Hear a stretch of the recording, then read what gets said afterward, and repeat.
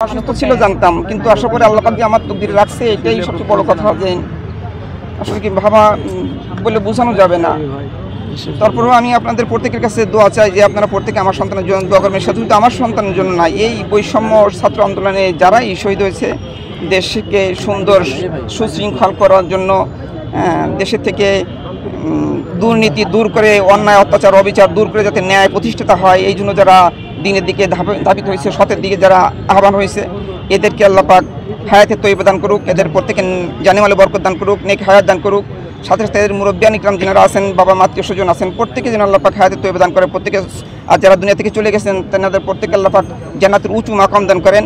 সাথে সাথে যেন আল্লাহ পাক এনাদের প্রত্যেকে আত্মীয় স্বজন যারা আছে প্রত্যেকে সবরে জামিল ইখতিয়ার করতে পারে সেই তৌফিক তিনাদেরকে আল্লাহ পাক দান করেন।